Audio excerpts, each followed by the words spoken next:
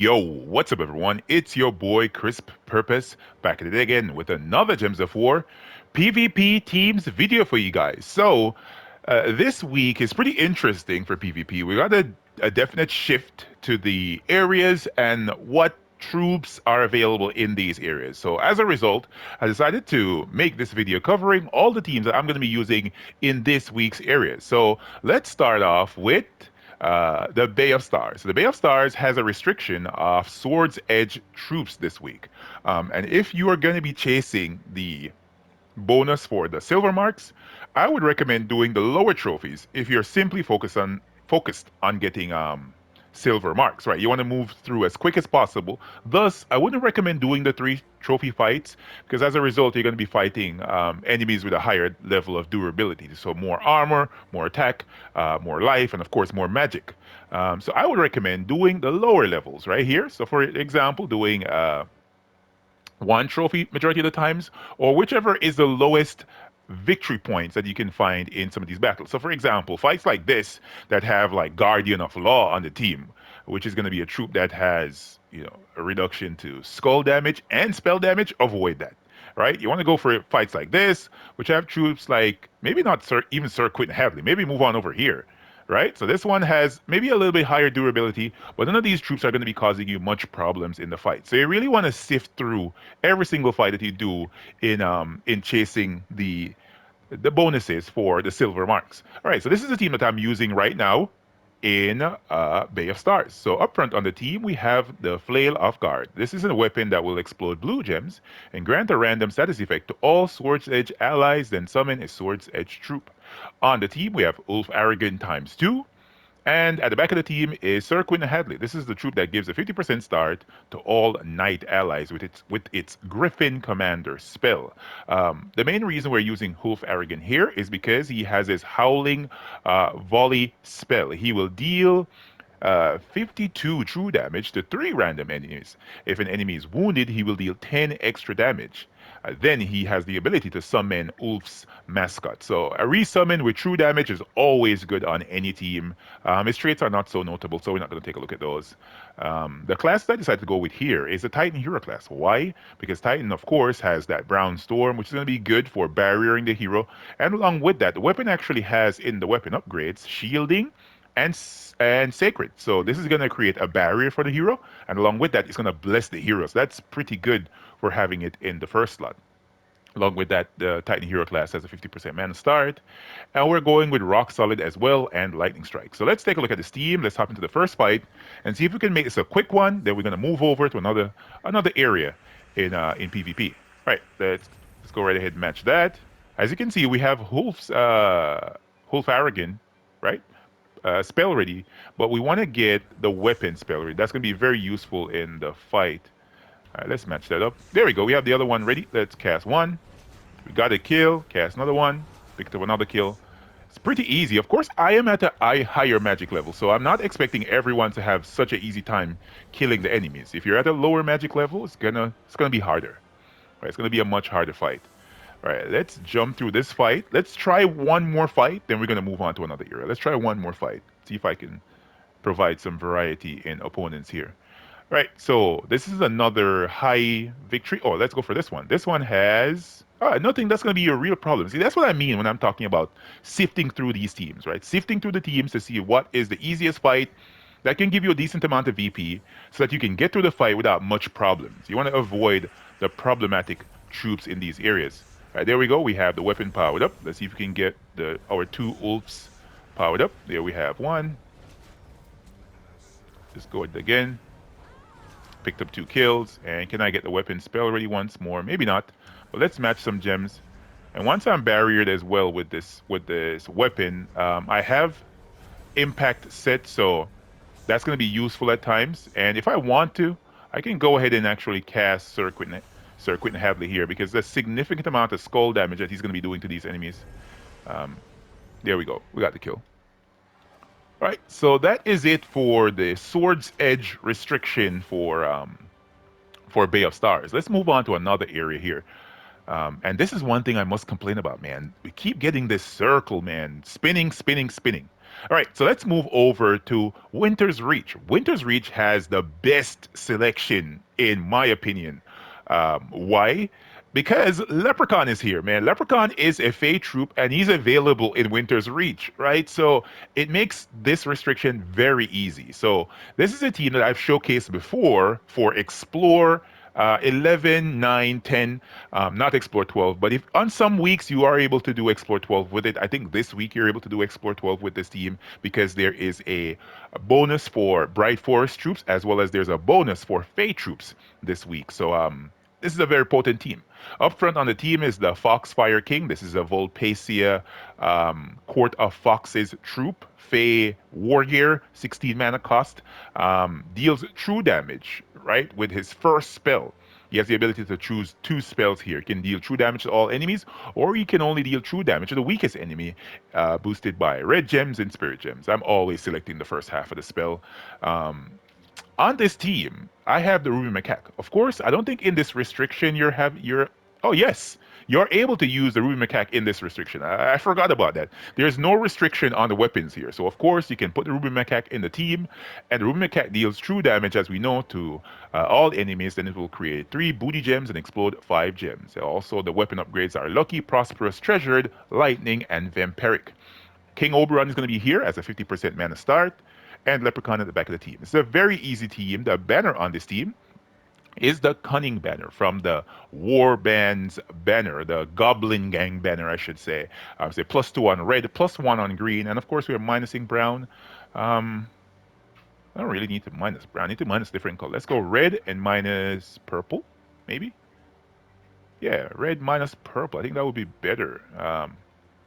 Yeah, this banner should work. The Meteor banner. Meteor banner should be much better because it's a +2 on red, +1 on brown, I think, and then we're minusing purple because only Leprechaun uses purple mana. All right, so for me, for this team, I tend to want to do the lowest level fight I could find. Why? Because I want a 2-shot or 1-shot the enemies. I don't want to waste time with this. This is a pure fast team option right here. Worse when you see troops like this on the enemy team. The Spirit Fox, right? Super annoying, steals your mana, and just makes things take so long. But let's see if he steals he steals the right troops mana. Man, you see what I'm talking about? So annoying, bruh.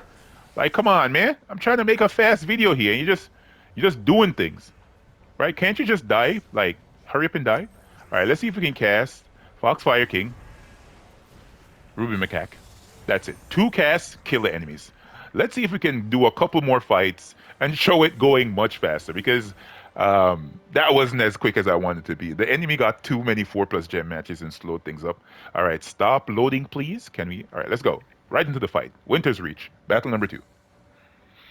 And if you guys have other teams that you might find somewhat quicker than mine, be happy and share the team, man. I would love to see what you guys are using. Maybe you are finding something that's way more useful than my teams. I would love to try them. I would love to use them, right? I want to go as fast as possible. I don't want to be wasting time in any region, especially if I'm hunting those silver marks. I want things to go quick. All right, so that is the team for Winter's Reach. It's a pure Fey team because that's the restriction, and I think this is the fastest team. I bypass their armor, hitting with true damage. You can't go wrong with this. All right, so let's move on to Aidania. Aidania is a blue restriction this week. So let's go to the lowest level. All right, so this is the team. So it's a double Diamantina team with Essentia and Veneratus. This is a pretty good empowered troop. It's one of the only empowered converter exploders, right? Every other empowered, either it's empowered to convert or it's empowered to deal damage, or we have the unique exploder, which is Leprechaun. But this one is in a particular area or in a class by itself somewhat because of the dragon gems that it creates. Dragon gems are simply gems shaped like dragon that when they are matched, they will explode all the gems surrounding them like regular explosions. And along with that, they will fire downward. So they explode in a downward pattern. So you tend to get some gem destruction there and possibly some nice cascades to get the other troops spell ready with that explosion. All right, so let's hop into this team. This is a very simple team, double Diamantina, Essentia. Everybody knows this. All you want to do is look out for alignment, and once you get that alignment, you want to convert the gems and get things popping. There we go. Double Diamantina spell ready. Try and take off those 4 plus gem matches off the board because what you want to avoid is the enemy getting too many of those 4 plus gem matches and end up slowing up your entire progress, man. All right, so that is how that fight worked. Let's jump into another fight. Let's try out at least 2 fights for every single area to showcase that the team actually works. We're not just simply getting lucky here, the team works. And I want to say Merry Christmas to everyone as well. I should have said that at the beginning, but I got distracted going right into this video. But Merry Christmas to everyone. Hopefully, you guys had a good holidays, and everyone's feeling good about their year. All right, we didn't get to cast the troop, but we got both our Diamantinas powered up. Um, and that's basically how it works, man. Great amount of VP. I got 53 VP right there, and I'm moving fast. I don't have to stick too long with a fight that's taking forever, right? Just dealing damage and moving on. All right, so that is the team for Aidania. I'm not going to be focused on the giant restriction at all this week. Why? Because we've seen giant restrictions for a couple weeks now, and I think everybody gets the gist. Balder, balder, balder, and you'll be able to finish out any giant restriction. Let's move on to Geheran. Geheran is having a red restriction this week, and this is my red team. Up front on the team is going to be the Angry Mob. This is a great mana generator here. I wish I could put him a little bit lower on the team, but I decided to put him in the first slot because I want him to get spell ready first, and the team kind of makes sense with him in the first slot. He's just going to be rioting the entire time, destroying random gems and burning a random enemy. Then either he will summon an angry mob, or he will deal damage, I should say, to the first enemy. He also gets enraged when an enemy dies, which can be very useful if he's in the first slot. The Doomed Maul is going to be here as well. This is a weapon that's going to be dealing heavy splash damage to an enemy, +4 per tempering level, and it will stun already enemies, which is good in this restriction. And then it will cleanse already allies, just in case there's enemy troops that's putting some negative status effects on members of my team. Yeah, and the class here is the Sunspear Hero class because of the Heat Wave, and of course the Snap Freeze, the Insulated, the Root Trap. Those are very important on the team. Diamantina is here as well as our main damage dealer with her Diamond Flare spell, dealing damage to all enemies boosted by skulls, converting 5 skulls to Doom Skulls, 10% chance for an extra turn boosted by skulls. If you don't have Diamantina here, you can definitely go right ahead and put in, let's go down here and go for it.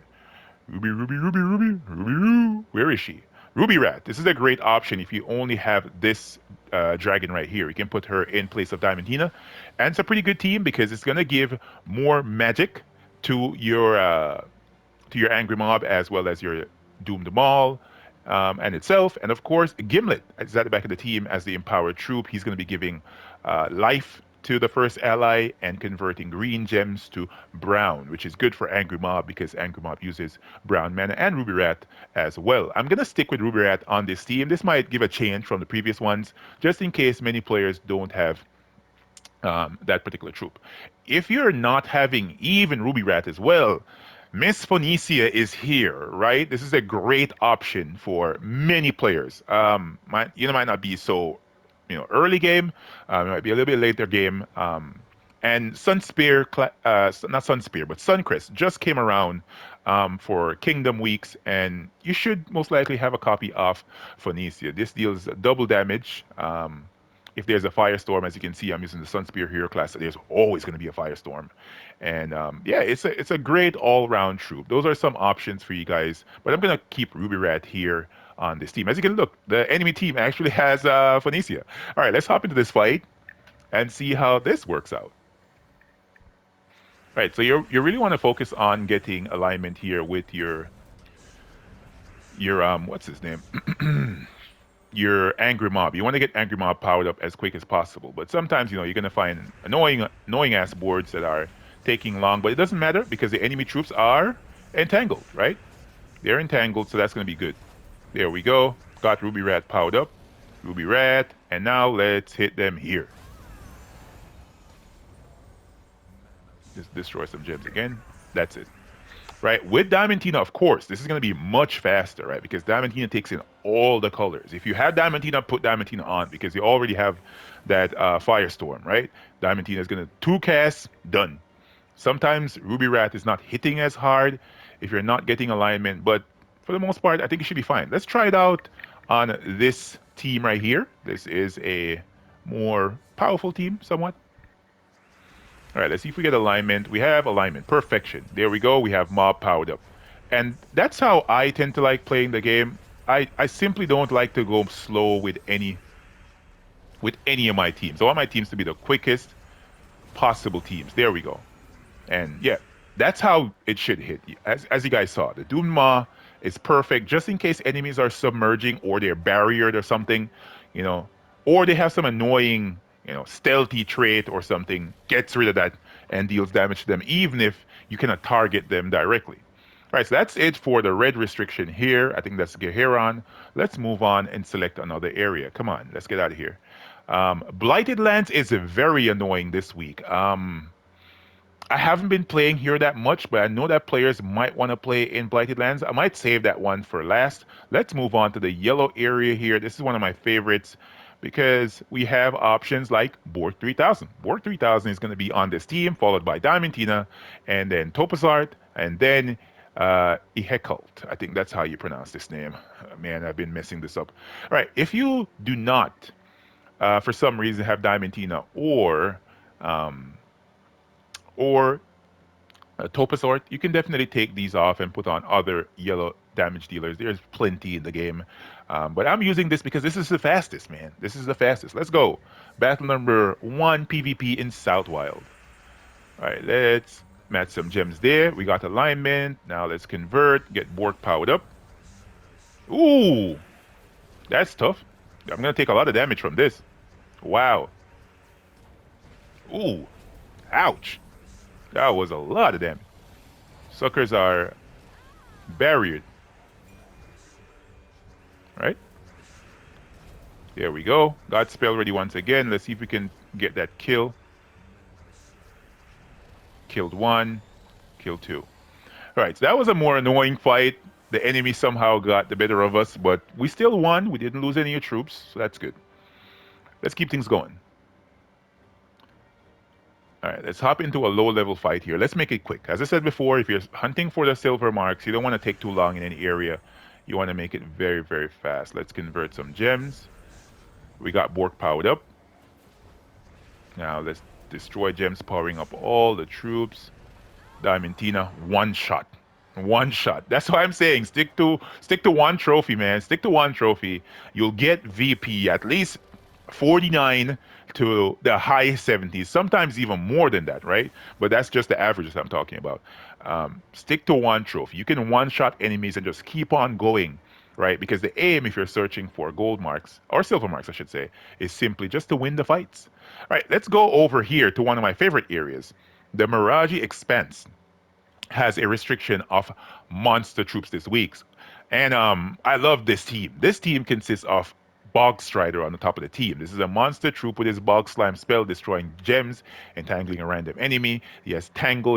He will inflict Entangle when doing skull damage. He has a 33% skull damage reduction. Uh, I think this is Geheran, right? That's how you pronounce it, Geheran. Geheran is a great troop.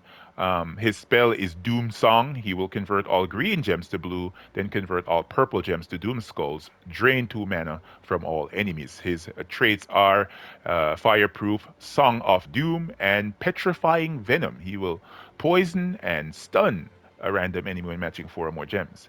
Um, the main weapon of choice here is the Crystal Axe. This is a weapon that is boosted by monster allies, right? Then it will create a mix of 6 green and brown gems for each monster ally. The class is, of course, the monster class Dervish. Monstrous Skin is a great final trait. It will give monster allies 2 to all skill points on 4 or 5 gem matches. I have Hunt Set, um, Backup, Gale Force, Lightning Strike, Lord of Storms. You can set up whatever you want here, but I decided to go with this because the talents don't matter as much, except for Lightning Strike. Lightning Strike is very useful on this team. If you want to as well, you can actually go ahead and set that Brown Storm. Let's do that instead. Let's set that Brown Storm. That can be very useful. So let's take that back. That can be very useful. And at the back of the team is the Ocularian. This is a all-seeing eyes slash darkstone troop monster, pretty good on this team. This is a looping team, and I showcased this team on live stream. I don't remember if I actually posted this on the channel, but it's here now, and you guys should definitely try this one out. All right, so your first assignment usually is to get your box strider powered up. If you cannot, just match gems until you can align something. The enemy troop actually has box strider at the top. Isn't that interesting?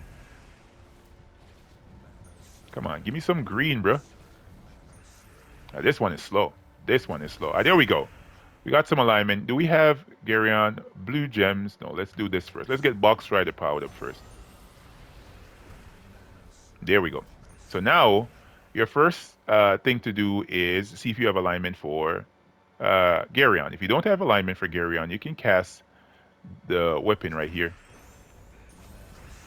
And then this is going to loop into itself.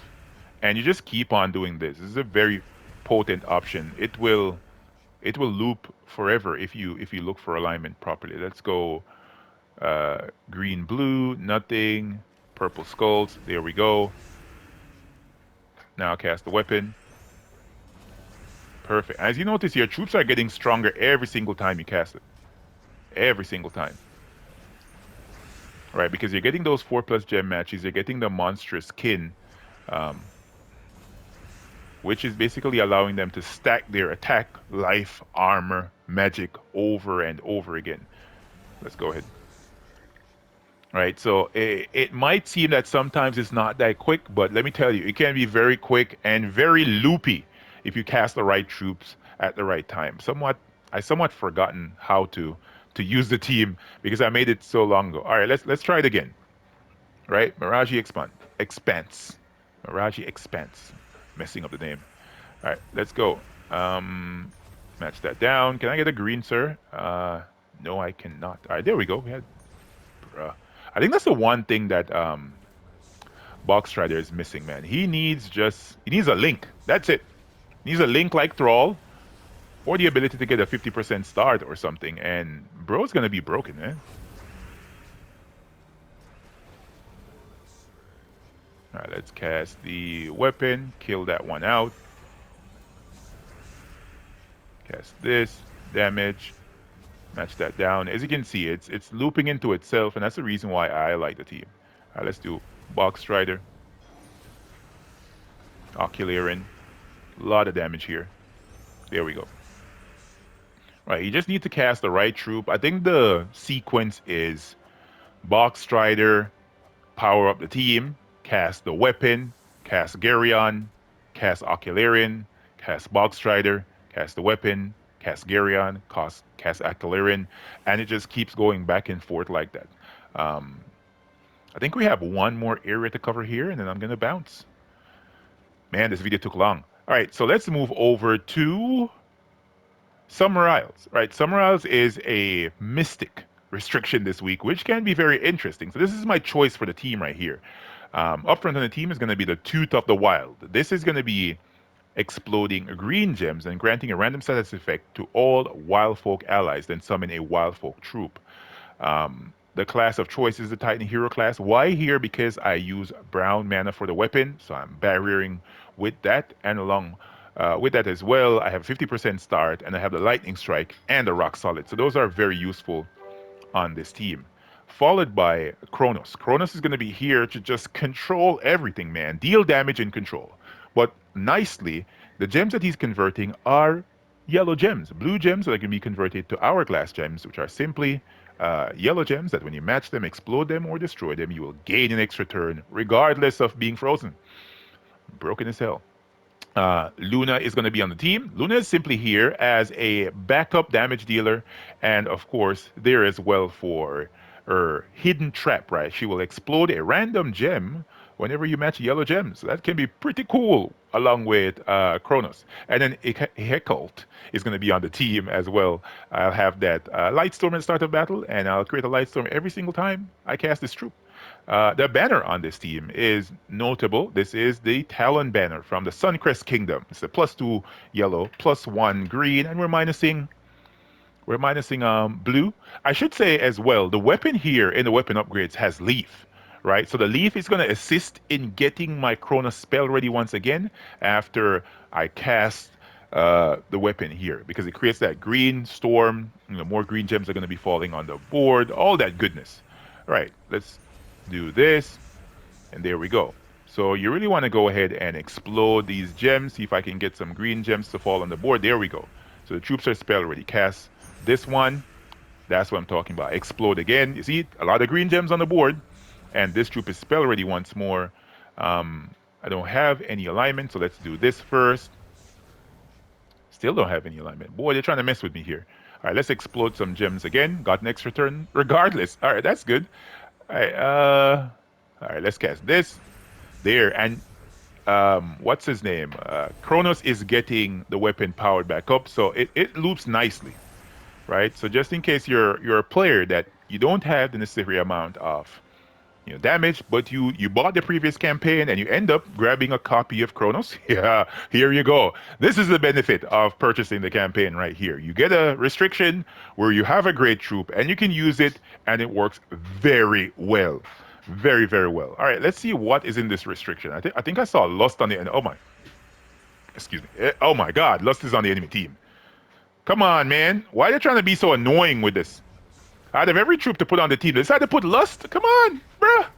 It feels like the old PvP now. Oh my God. Goodness gracious, great balls of fire. All right, so do we have alignment? Yes, we do.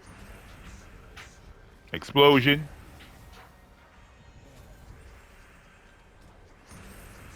Yeah, that's what I'm talking about. We're just getting the troops spell ready over and over and over again. And hopefully I can kill all of these suckers at one time, right? So that Lust doesn't like destroy me here. Ah. I'm taking damage, but at least none of my troops died. Right? Man, why Lust, bro? Come on, man. Who wants to see Lust on a team here? I don't think anyone wants to see Lust on an enemy team, right? That's like old PvP meta teams with Lust and Life and Death. So disgusting. All right, guys, so those are the teams for the different areas. Hopefully I covered the ones that you guys are playing the most.